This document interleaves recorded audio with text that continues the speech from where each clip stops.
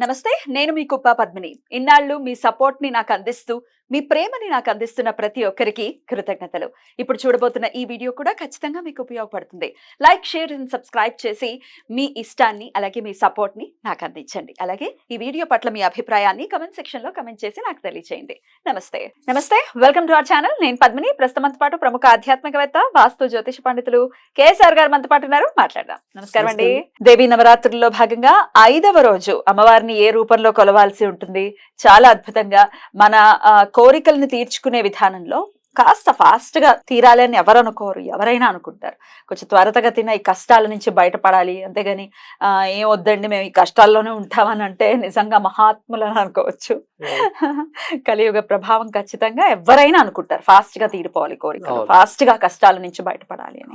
మరి అలా ఫాస్ట్ గా తీరాలి అనుకుంటే ఎంతో కొంత దశమహావిద్యలలో ఉన్నటువంటి రూపాలని మనం ఆరాధిస్తే గాని, స్మరించుకుంటే గనక ఖచ్చితంగా మార్పు ఉంటుంది అనేది ఎన్నోసార్లు చెప్పి ఉన్నారు. కాబట్టి 5వ రోజు దశమహావిద్యలకి సంబంధించి ఏ అమ్మవారిని స్మరణ చేసుకోవాల్సి ఉంటుంది ఒక్కసారి మీ ద్వారా.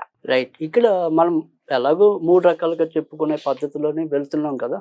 సో ఇవాళ సంప్రదాయ సిద్ధంలో అయితే గనక చండీ, మహాచండీ అని చెప్పి చెప్తాం మనం 5వ రోజు. 5వ రోజు. సో ఈ మహాచండీ అనేది మనకి వాడుకలో కూడా మనం ఇవాళ కలోచండీ వినాయక అని చెప్పి, కలోచండీ నాయక అని చెప్పి, అంటే వెంకటేశ్వర స్వామి కూడా నాయకుడిగా చెప్తూ అదొక పద్ధతి ఉంది, లేదా వినాయకుడిని చెప్తూ ఒక పద్ధతి ఉంది. వాళ్ళిద్దరి సంగతి పక్కన పెడితే చండీ అయితే కంపల్సరీ ఉంది. సో అంతే. అందుకని మరి ఈ రోజు మరి చండీదేవిని ఆరాధించడం, అంటే చండీ రూపంలో దుర్గాని కొలవటం అనేది చాలా విశిష్టత. అలాగే తర్వాత రెండోది వచ్చేప్పటికి ఏంటంటే, మీకు ఏదైనా సరే ఇవాళ దేవాలయాలు అనుకోండి, తర్వాత సాధకులు అనుకోండి, మరి ఆశ్రమాల్లో అనుకోండి, ఈ దసరాల్లో కంపల్సరీ వాళ్ళు చండీ హోమమైనా చేస్తారు, చండీ సప్తశతి పారాయణైనా చేస్తారు. ఈ రెండు లేకుండా దసరా అనేది ఉండదు. చండీ అంత పవర్ఫుల్ కూడా కదండి. అంతేగా, ఎలాంటి ఇబ్బంది ఉన్నా కూడా, అంటే ఇప్పుడు నేనైనా ఇంకా తప్పనిసరి పరిస్థితులు వీళ్ళకి ఎంతకంటే మార్గం ఉండదు అనుకున్నప్పుడు ఒక 30-40 వేలు ఖర్చు అయినా, ఇంకా అంతకంటే ఎక్కువ ఖర్చు అయినా చండీ హోమమే చేయిస్తారు. అండ్ రిజల్ట్ ఎంత త్వరగా వస్తుంది అనుకోవచ్చు?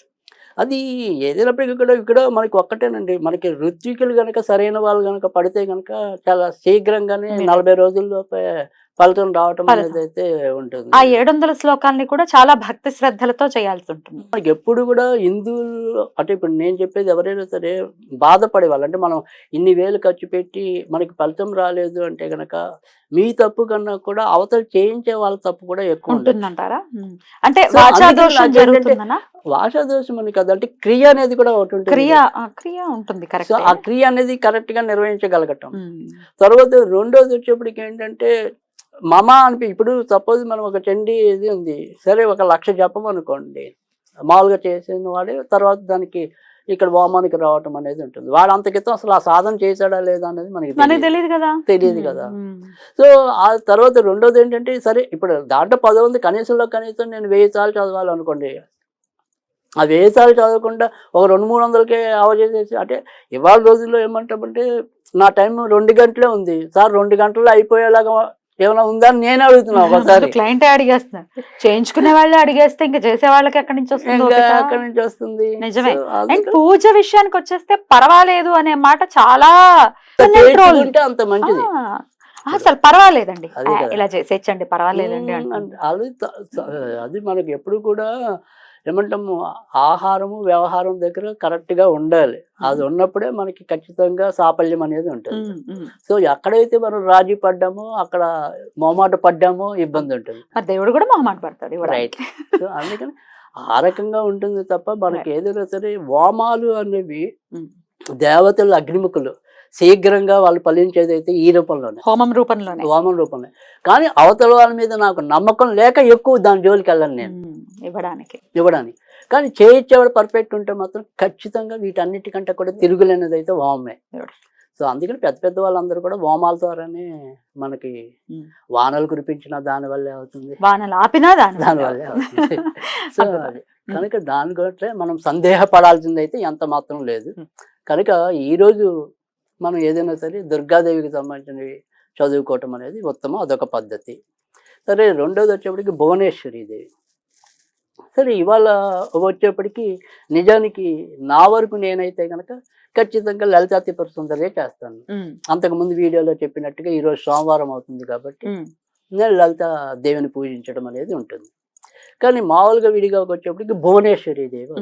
అయితే ఇక్కడ భువనేశ్వరి దేవికి లలితాదేవికి చిన్న సామీప్యత ఉంది. అంటే ఇక్కడ భువనేశ్వరి అనేది ఇంచుమించుగా లక్ష్మీదేవికి సంబంధించింది అవతారం అనుకోండి. అంటే భువనాల్ని పాలించేవాడు విష్ణుమూర్తి అయితే ఆయన భార్య భువనేశ్వరి, అంటే భువనాల్ని పాలించేది. సో అందుకని ఇక్కడ చంద్ర సహోదరి, సోమవారం నాడు ఈవిని కూడా సహోదరి. సో అందుకని కుడి ఎడమైనా పొరపాటు లేదనుకోవచ్చు. భువనేశ్వరి దేవిని కూడా కొలుచుకోవచ్చు. ఎటువంటి సమస్యల నుంచి బయటపడతారు? ఇక్కడ భువనేశ్వరిని కొలిస్తే ఇంకా పలానా సమస్యనే లేదు. ఎలాంటి సమస్య అయినా కూడా జటిలమైన సమస్య లేకుండా తీరిపోతుంది. పైగా మనము లోగడ కూడా ఒకసారి వీడియో చేశాను అనుకోవచ్చు. చాలా సింపుల్ గా మంత్రమే ఉంటుంది. ఓం ఓం హ్రీం అంతే, హ్రీం అంతే. ఇంకా వేరే పెద్ద మంత్రం కూడా ఏం లేదు ఆవిడకి. ఈ దశ మహావిద్యల్లో అతి తేలికైన మంత్రం ఉన్నది ఈవిడికే. కానీ పెద్ద ఫలాలు ఇచ్చేది కూడా ఈవిడే. సో అందుకని మనం అంటాం కదా, గోడితో పోయేదానికి గొడ్డలు ఉంది, కానీ ఈవిడితో పెట్టుకుంటే ఎంత పెద్ద గొడ్డలు, బంగారు గొడ్డలే వస్తాయి. సో అది, సో అందుకని ఈవిని పూజించడం ఆ రకంగా చేయొచ్చు. అయితే ఇక్కడ మనకి ఇవాళ రోజున అటు అమ్మవారు కానీ ఇక్కడ అదే మన ఏమంటాం చండీ, ఈ చండీదేవికి అయితే కనుక ఖచ్చితంగా మనం గారెలు పెట్టడమే లేదా పులిహార పెట్టడమే శ్రేయస్కరం. అది ఇక్కడ భువనేశ్వరి దేవికి వచ్చే కనుక ఆవిడకి తీపి పొంగల్ చాలా ఇష్టం. సో తీపి పొంగల్ నివేదన చేస్తే కనుక చాలా మంచి ఫలితాలు రావటం. చక్కెర పొంగల్ అనుకోవచ్చు. అదేగా చక్కెర పొంగల్, తీపి పొంగల్ అంటే చక్కెర పొంగల్. సో ఆ రకంగా పొంగల్ చేసి నైవేద్యం పెట్టినట్టయితే కనుక చాలా మంచి ఫలితాలు రావటం అనేది ఉంటుంది. ఇంకా ఇక స్విచ్ వర్డ్ రూపంలో కూడా తెలియజేస్తున్నారు. ఈ పూజలు ఇవన్నీ చేసుకోనప్పటికీ ఒకవేళ స్విచ్ వర్డ్ రూపంలో అమ్మవారి అనుగ్రహాన్ని పొందాలి అనుకుంటే కనుక చండీ అమ్మవారు అనుకోవచ్చు, భువనేశ్వరి అమ్మవారు అనుకోవచ్చు.